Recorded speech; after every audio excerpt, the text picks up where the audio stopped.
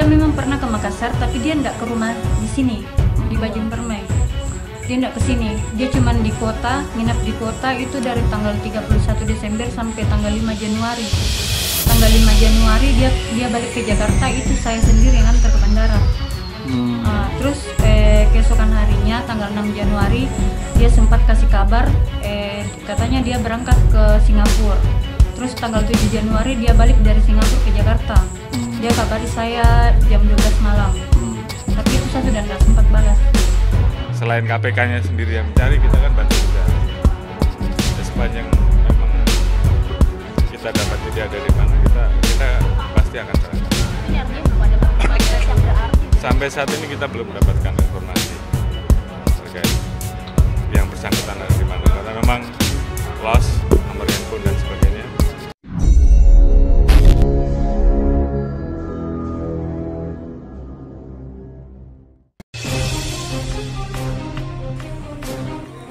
Sementara itu, Boyamin Saiman sebut pimpinan KPK banyak retorika dan gimmick.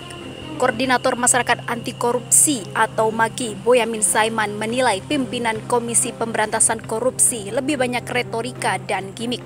Salah satu yang ia contohkan adalah pernyataan Ketua KPK Firly Bahuri yang akan mengejar buronan Harun Masiku sampai tertangkap.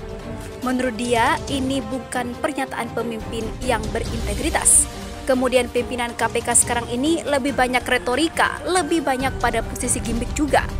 Inilah yang kemudian terus terang saja mengecewakan, kata Boyamin dalam diskusi opini di Ibis Tamarin, Jakarta. Pernyataan Firly yang menyebut akan mengejar Harun Masiku sampai tertangkap menurutnya tak mencerminkan pemimpin berintegritas. Seharusnya, kata dia, Firly mematok jangka waktu kapan KPK akan menangkap Harun. Kalau penegak hukum yang berintegritas pasti ngomong saya akan tangkap dalam jangka waktu maksimal 6 bulan. Kalau gagal saya akan mundur, itu baru pemimpin. Ini mengatakan sampai tertangkap. Kalau sampai kiamat enggak tertangkap, mau apa-apa, kata dia. Sebelumnya Firly mengatakan KPK masih mengejar Harun.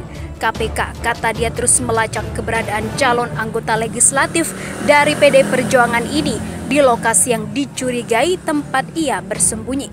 Ia mengatakan tak memasang target kapan akan bisa menangkap Harun Masiku. Saya tidak pernah bicara menargetkan waktu tangkap orang. Tangkap orang itu ibarat cari jarum dalam segam, katanya. Harun Masiku, saran Megawati dan ancam jerat pidana UU Tipikor.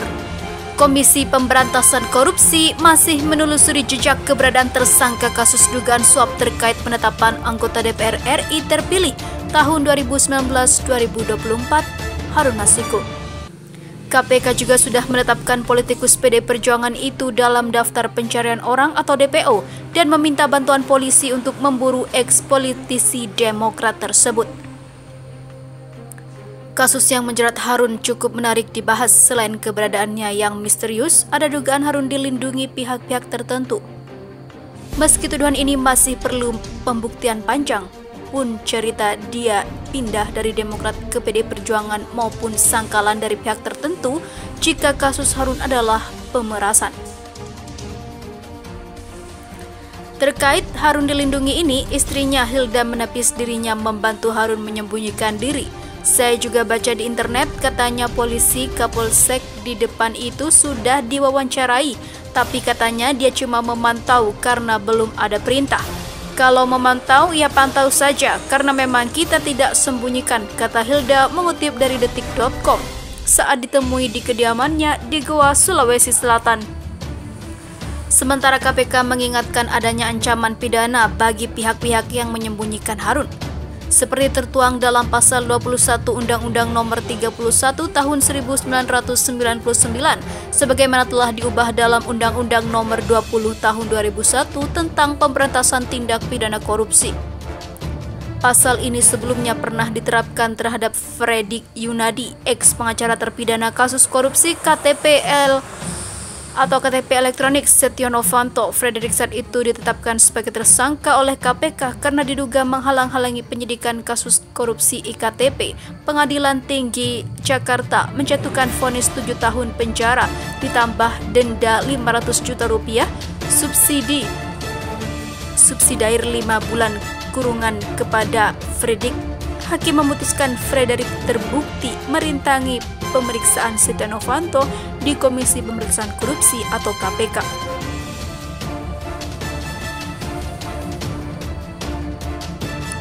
Namun hukuman Fredrik diperberat di tingkat kasasi. Majelis Hakim Kasasi Mahkamah Agung memperberat vonisnya menjadi 7,5 tahun penjara dan denda sebesar 500 juta subsidiar 8 bulan kurungan. Vonis diperberat 6 bulan penjara karena adanya kesengajaan dengan tujuan menghalangi penyidikan KPK atau offset als okmer. Itu sesuai permintaan jaksa penuntut umum.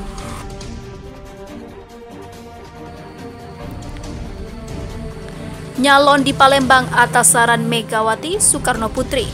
Sebelum kasus ini mencuat, politikus PD Perjuangan itu ternyata sempat bercerita kepada Hilda, istrinya yang dinikahinya di Singapura 3 tahun lalu itu, niatnya maju kembali sebagai calon anggota legislatif DPR meski semasa di Demokrat dia gagal melenggang ke Senayan. Sebagai istri, Hilda tentu saja setuju saja.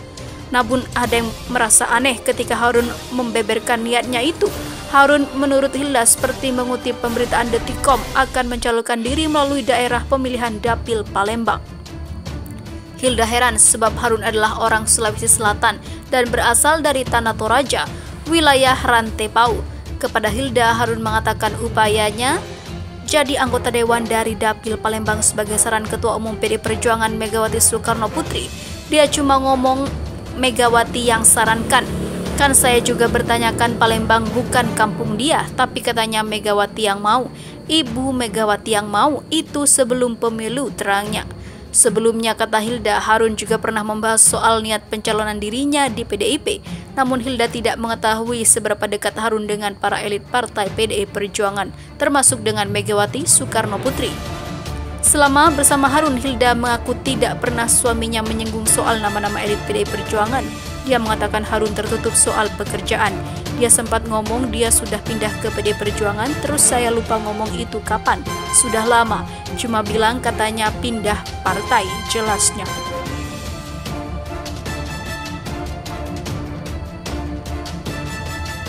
Harun diindus sudah kembali ke Indonesia. Ketua KPK Firly Bahuri usai acara silaturahmi dengan Dewan Pengawas Pejabat Struktural dari awak media di gedung KPK mengatakan sejauh ini pihaknya masih mencari informasi keberadaan Harun. Firly menyebut pihaknya akan menerima dan menelusuri kebenaran informasi yang berkaitan dengan keberadaan Harun Masiku. Yang pasti adalah kami sungguh-sungguh berharap sumbangsi informasi dari seluruh rekan-rekan seluruh anak bangsa bahwa negara ini harus bebas dari korupsi. Tidak hanya melakukan penangkapan tetapi kita juga harus melakukan pencegahan, kata dia. Sementara informasi terbaru dari Dirjen Imigrasi Roni F. Sompi mengatakan politikus PDI Perjuangan sudah berada di Indonesia. Saya sudah menerima informasi berdasarkan pendalaman di sistem termasuk data melalui IT yang dimiliki stakeholder terkait di Bandara Soekarno-Hatta bahwa HM telah melintas masuk kembali ke Jakarta dengan menggunakan pesawat batik pada 7 Januari 2020, ungkap Roni mengutip dari republika.co.id. Roni mengaku telah memerintahkan kepada Kepala Kantor Imigrasi Kelas 1 khusus Bandara Soekarno-Hatta dan Direktur Sistem Informasi dan Teknologi Keimigrasian Ditjen Imigrasi untuk melakukan pendalaman. Saat ini Roni mengatakan ia juga masih menunggu laporan hasil pendalaman, namun yang utama bahwa informasi kepulangan HM ke Indonesia pada tanggal 7 Januari 2020 telah juga ditindaklanjuti dengan penetapan status dicegah untuk tidak keluar negeri atas dasar perintah pimpinan KPK, tegasnya. PLT juru bicara KPK Ali Fikri di gedung KPK mengatakan sangat mungkin KPK menerapkan pasal ini dalam kasus Harun. Sangat memungkinkan diterapkan pasal 21 bagi siapapun di dalam proses penyidikan dan penuntutan yang menghalangi kerja-kerja dari penyidikan maupun penutupan, ujar PLT juru bicara KPK Ali Fikri di gedung KPK Senin pada 20 Januari lalu. Pasal 22 Undang-Undang Tindak Pidana Korupsi atau Tipikor ini sendiri berbunyi, Setiap orang yang dengan sengaja mencegah, merintangi, atau menggagalkan secara langsung atau tidak langsung penyidikan, penuntutan dan pemeriksaan di sidang pengadilan terhadap tersangka dan terdakwa ataupun para saksi dalam perkara korupsi dipidana dengan pidana penjara paling singkat 3 tahun dan paling lama 12 tahun dan atau denda paling sedikit Rp150 juta dan paling banyak Rp600 juta.